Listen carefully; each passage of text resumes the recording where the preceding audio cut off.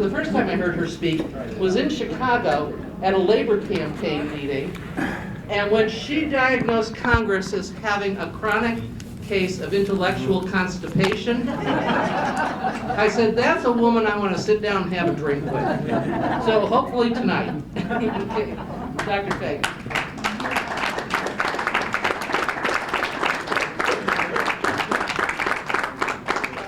Thank you. So Jonathan pointed out, and I didn't recall, I apologize, I do recall coming to speak to SPAN, but I didn't realize, when I came that that was the first meeting of SPAN, and that was 20 years ago. Of course, I was only 10 then. So congratulations, you sat the whole afternoon, and it's hard work, and especially when it's the first really nice day. And so I congratulate you on that. I have the privilege, I tell patients, I have the privilege of being the Chief Medical Officer of Cook County. Because our mission is to take care of everyone, regardless of their ability to pay.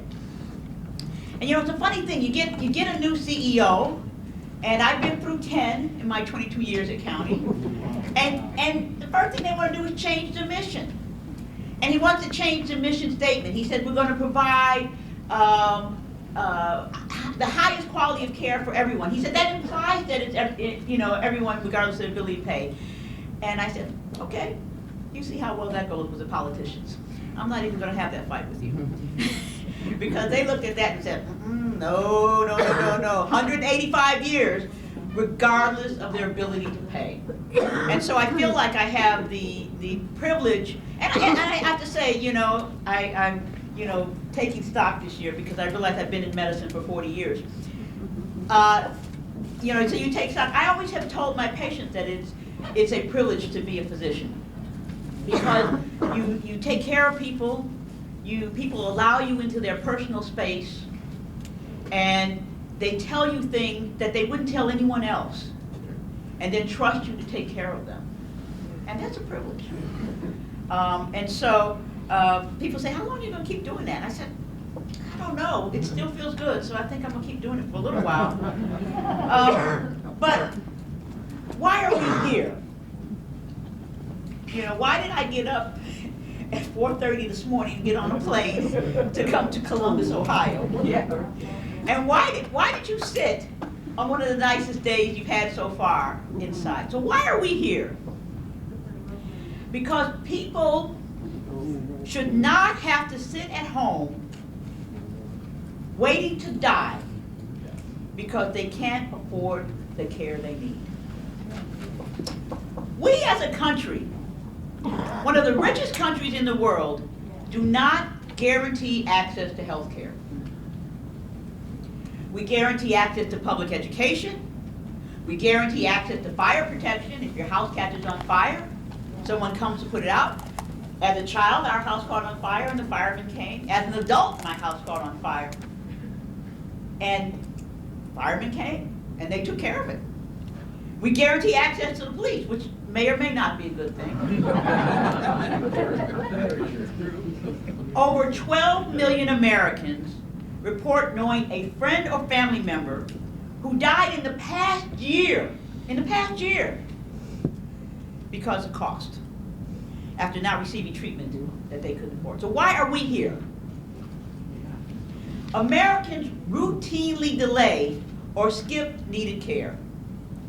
In the past 2 years, 1/3 of Americans skipped dental care. 1/4 delayed a doctor's visit or procedure.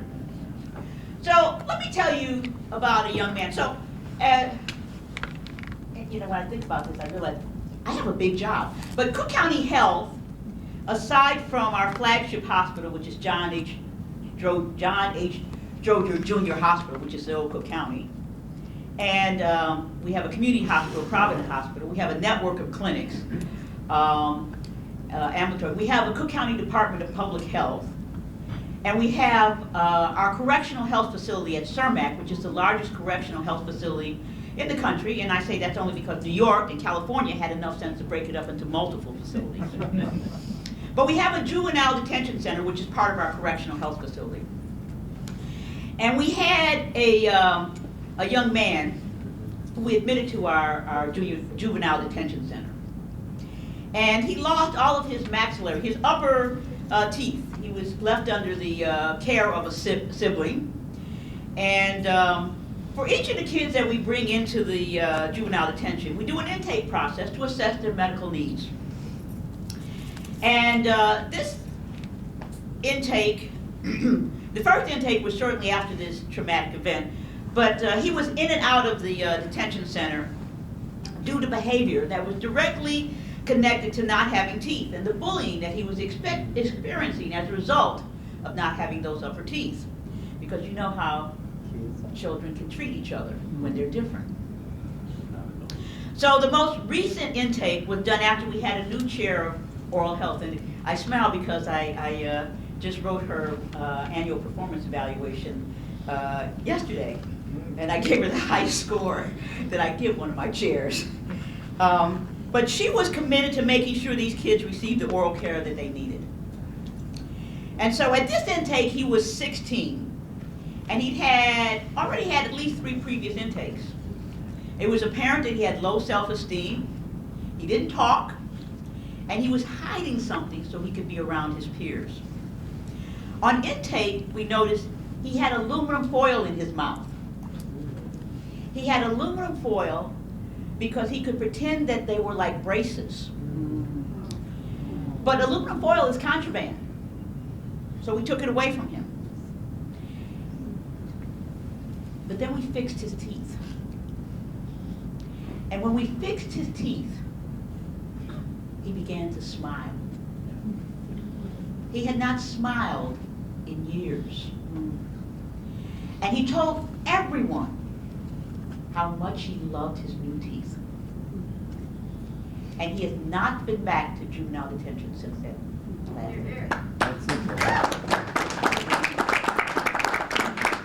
You should not have to get arrested to get the care you need. Because it turns out that people who are detained in the United States today by our corrections departments are the only ones that we guarantee access to health care.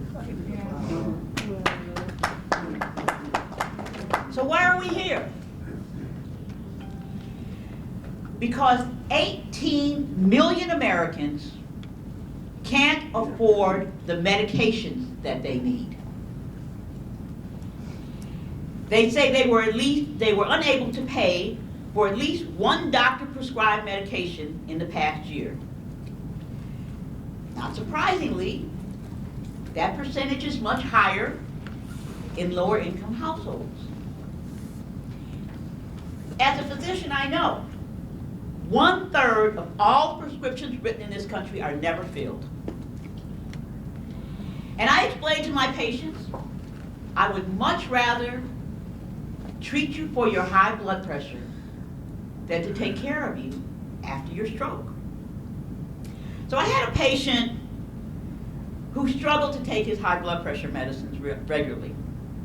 He was a self-employed insurance broker.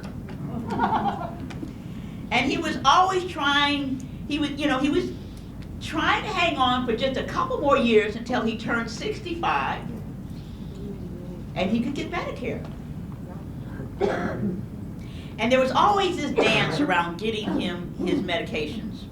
And I knew he was stretching out his medications and not taking what he should when he should. And his blood pressure was always unbelievably high. You know, I'm talking systolics 180, 200. Routinely, diastolics 110, 115. And he would miss appointments. He would disappear for a while. And then he realized he needed to be treated. He'd come back. And we would start anew trying to get his blood pressure under control.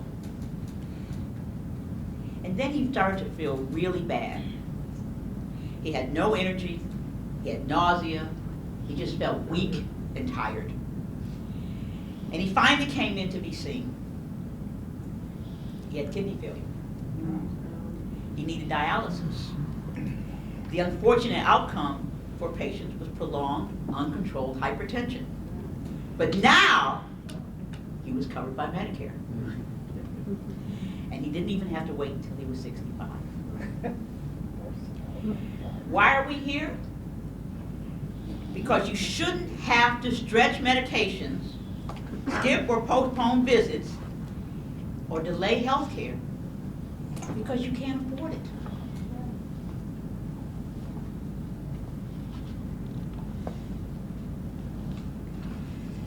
Nearly 1 in 10 Americans hold medical debt. 10%. Including 11 million who owe more than $2,000. And you know, someone referenced earlier today, they didn't say the number, but you know, the majority of Americans don't have the funds for unexpected $400 car expense, right? There are 3 million who owe more than $10,000. And people between the ages of 35 and 64 are more likely than other adults to report medical debt. So of course, poor people own a larger share of that debt, larger than the other segments of society. Specifically, the working poor. People who are just getting by, living paycheck to paycheck. So some years back, I admitted a woman to the hospital. She was 65. She had immigrated from an Eastern European country and was working as a hairdresser. When I examined her, her breasts were rock hard, and she had skin changes that we refer to as podo orange. So this is something we call inflammatory breast cancer. Both breasts were involved, and she had hard lymph nodes in both of her axilla. Why had she waited so long?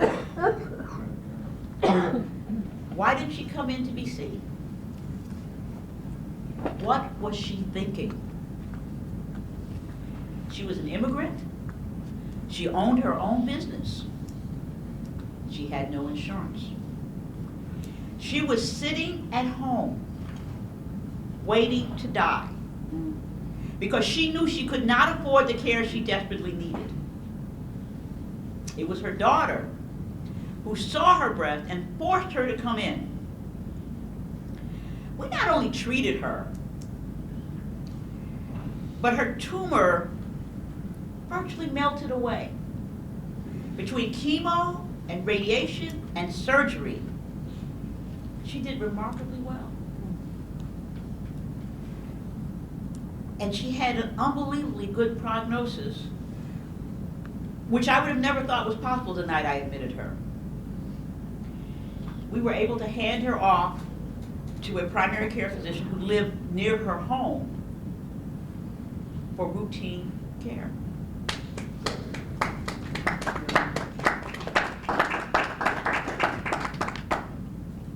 So why are we here?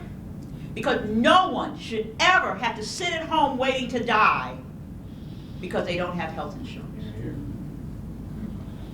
By the end of last year, 30% of Americans reported not seeking treatment for a health problem.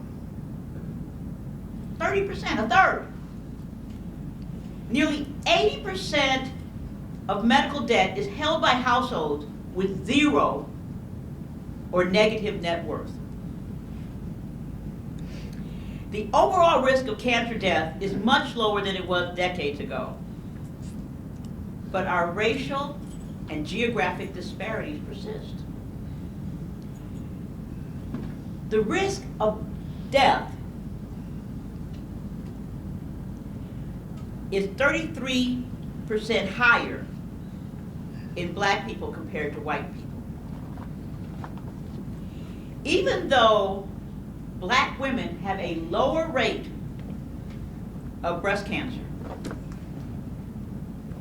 they have a 41% higher rate of death compared to white women. Breast cancer mortality is also higher in states like Mississippi, where they didn't expand Medicaid and they have a high level of poverty.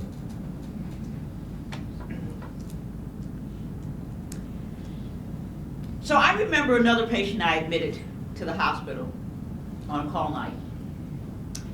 She was a nurse's aide from the south side of Chicago.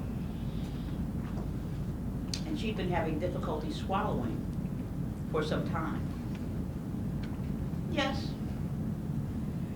She'd been losing weight, which she attributed to not being able to eat as much as usual over the last few weeks.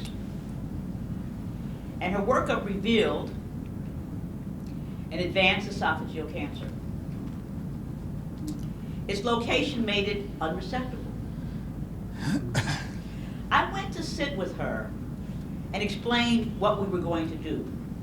This is something I try to teach my residents. You don't ever, patients don't want to hear what you can't do or what you won't do. They want to hear, what are you going to do for me? So I wanted to explain to her our plans for treatment and her care.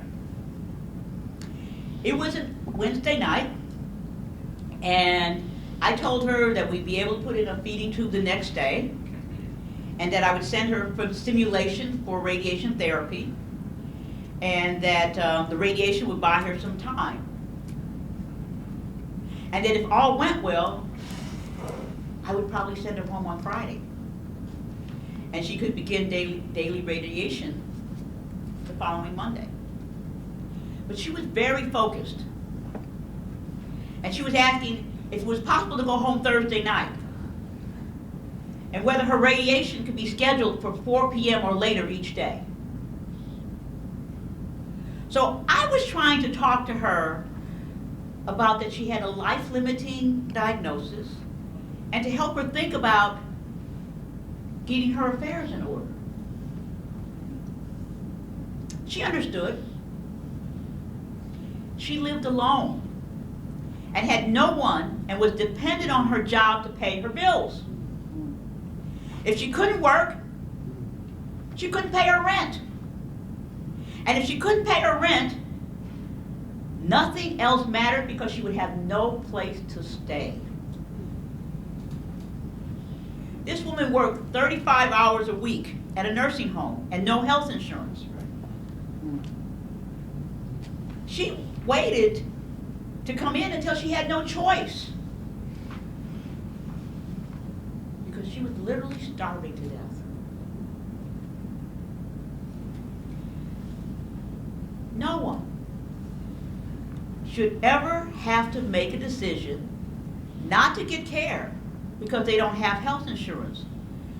People shouldn't die in the richest country in the world because they can't afford to get care. I've used this phrase before. I see that they put it in an ad, but we spend enough on health care in this country. We simply allow too many people who are not involved in the delivery of care to take profit from it.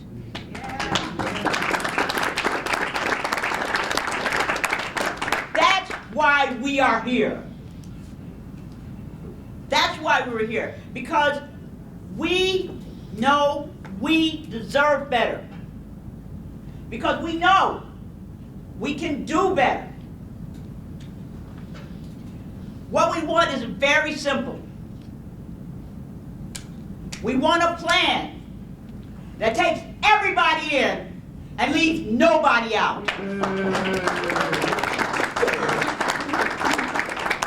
We're here because we need national single-payer health program or an improved Medicare for all. That's why we're here. It's been a long afternoon. I need you all to stand up.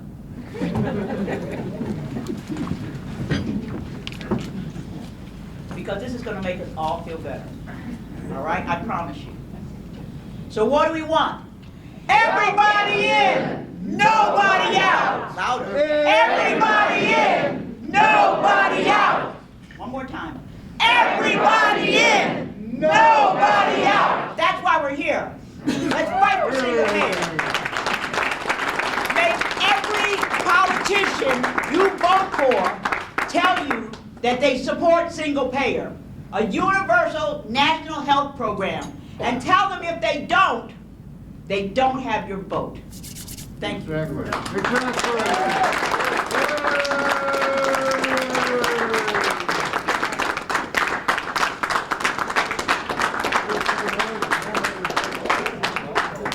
feel better?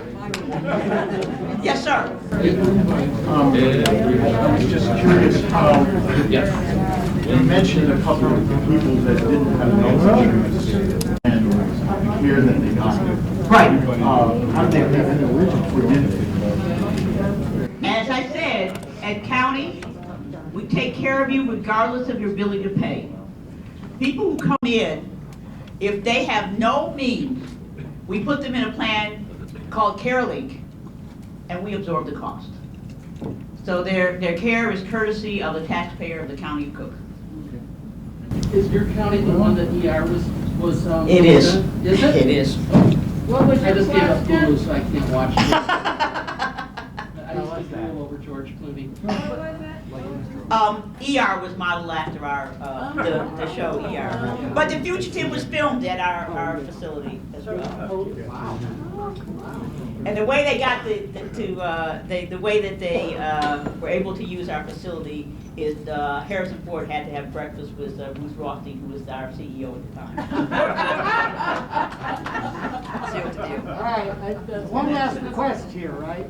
We need to vote on Deb's hair. All in favor of different colors every time we meet? All right.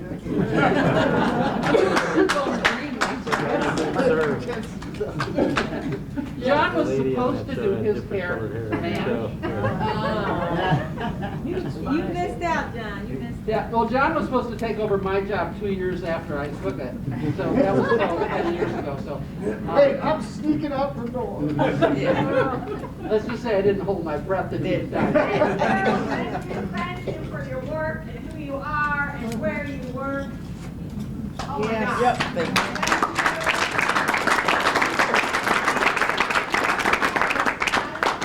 you. We want to have a poetry slam in Lima, Ohio to raise money for single payer. Now I'll use your stories, but I'll say they're from. Yes, you may. Yes, you may. And then I'd like to tell people that if we would roll back the Trump tax cuts, we could pay for dental care for everyone. Because healthcare in the United States is roughly 250 billion, give or take, I don't have it memorized, and the Trump tax cuts are roughly 250 billion. So let's gear up, get those good hygienist jobs, etc., and no more stories in Chicago. Thank you. So much. Thank you. I have a question. Since CNHP is working for a national health plan, Yes. and there are, I don't know, about 20 states that have a single payer program working to get it in their state, what do you think about the question of which way it's more likely to happen? There's so many. Well, so we areas. remember, and somebody triggered my memories of County Douglas, but remember that single payer happened in the province of Saskatchewan first, and then the other provinces said, oh, we like that, we'd like to get it there. So, I mean, it's possible. You don't save nearly as much money for a state as you do for the country, but you do provide coverage. And Maryland has been pretty successful with their all-payer plan in terms of providing coverage for folks. So there's opportunity there, and I think organizing on the state level, although I prefer to organize on a national level, but I think organizing on a state level is a very good organizing tool because it hones your machine. You teach people to do the thing we need to do, which is to talk to politicians and help them understand that this is a grassroots movement and they either have to join us or get out of the way. So, Thank you. Hello. yes, sir. The addition to that is if we were to pass it in Ohio, we'd see major corporations moving to Ohio for all the money they would save. Well, that's exactly right, because what your labor folks will tell you is that, and I have, by the way, a unionized physician workforce. I have about 1,000 physicians working for me.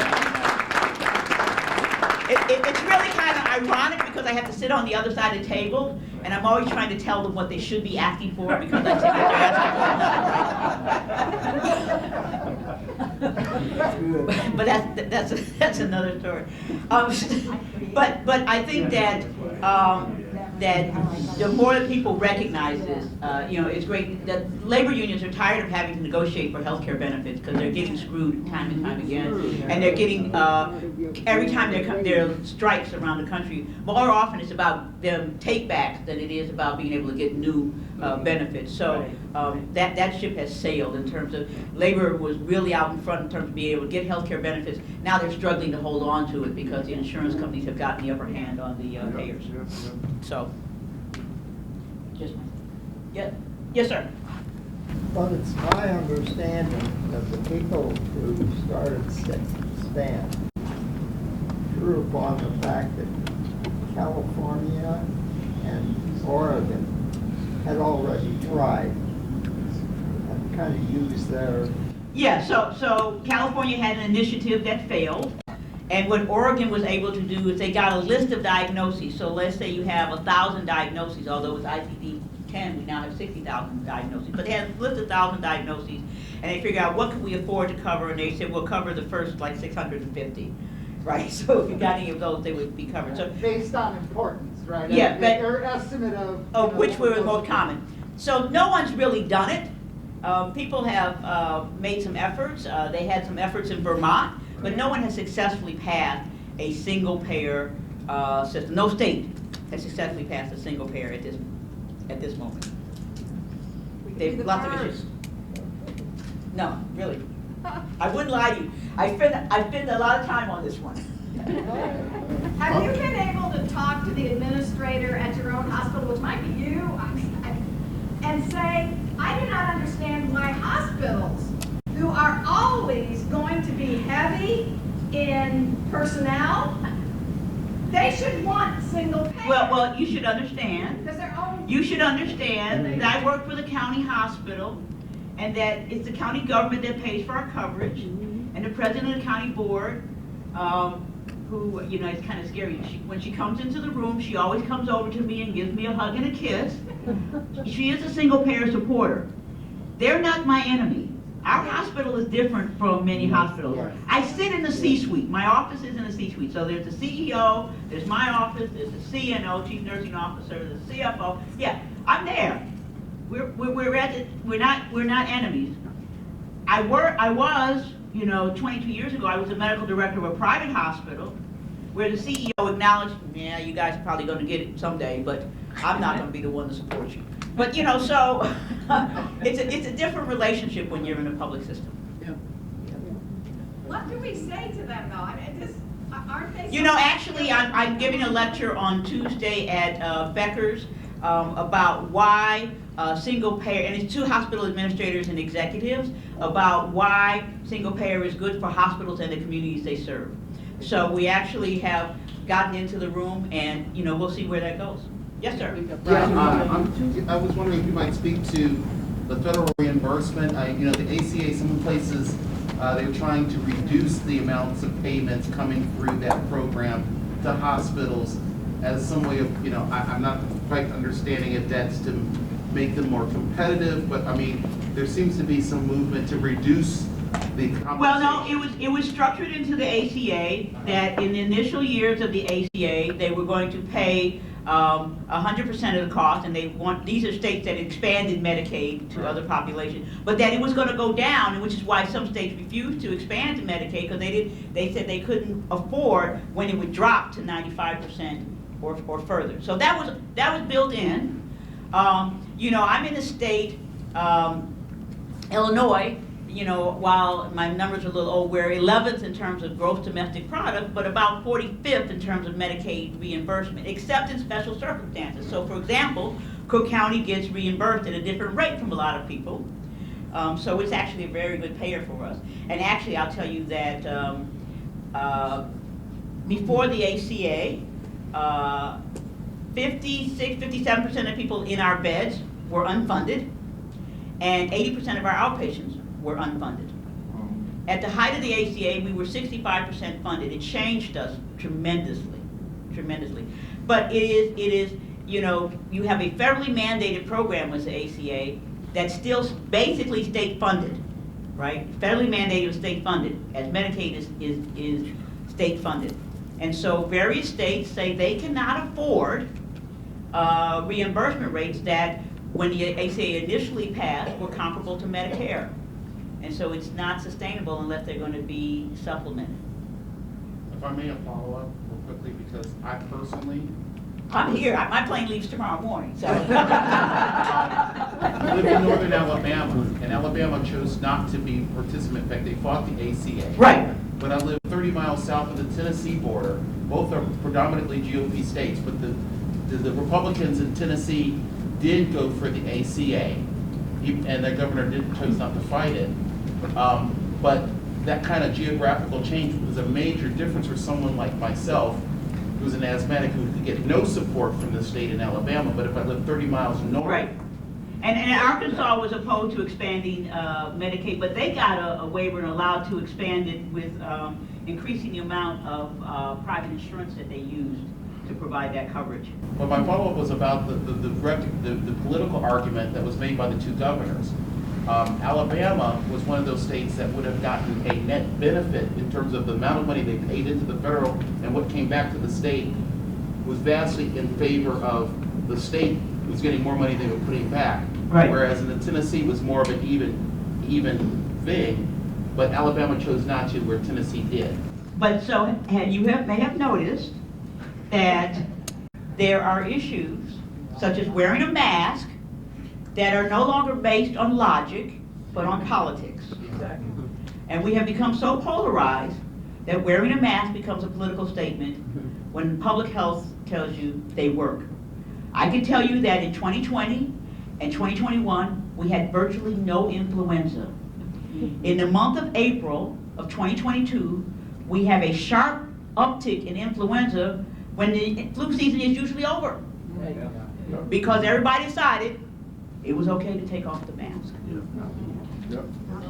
You know, another aspect of that is look at where those states are that did not expand Medicaid. And part of it was, and I'll put this out on the table, they did not want to take their orders from a black man in the White House, and they did not want to extend health care to their black citizens. You know, Some things have not changed. yes. Yes, sir. I remember reading a University of Michigan, and this is for Dr. Alsayat, I know he's gone, University of Michigan study that said when Michigan expanded Medicaid under the program with the ACA, that it was actually a net benefit on an annualized basis of something like $400 million. Are there any other studies about that? Do you know? Yeah, so this is what he's talking about. There are many states, especially poorer states, where that expansion did result in a net benefit for the state. Yeah, and I remember I gave that stuff to Mike Skidnell, who's been our champion here in the state of Ohio, about that study. He hadn't seen it. And I said, yeah, look, this is an argument, you know, for your GOP colleagues that it's actually a net benefit. It's not going to cost the state. It's actually going to be better. Yeah. So we can make these arguments, we're most effective, we can make these arguments when we are a constituent of the politician we're trying to speak to, and we get a chance to meet with them or their legislative aide in their office, usually in their home district. They don't hear us as well when we are trying to do it in other venues with other individuals. If it's somebody who could potentially vote for them, we find it to be far more effective. So visiting legislators, finding someone who's a constituent and getting them to go with you to visit a legislator in their home office when they're home during recess, it makes a difference. Carol Paris, our past president of PNHP, who lives in Tennessee, showed up so much in the front row every time her senator was speaking. He finally said to hell with it. He went ahead and signed on. He couldn't stand it. She was there persistently. And he just finally said, okay, I'll do it. What have I been saying? You gotta be the bug up their butt. Yes, sir. Is the state of New York still in play for a single-payer bill? They are. They're still in play this year? They're still working on it, yeah. California hasn't given up either, even though they hit a wall there. They got beat down. They got beat down, but they've not given up. They're reorganizing, and they've got a major commission that just came out, right? I think I saw where they actually did a fiscal analysis again in California, and it's like huge savings. Any economist she'll tell you it works. Thank you all so much. Thank you, everybody.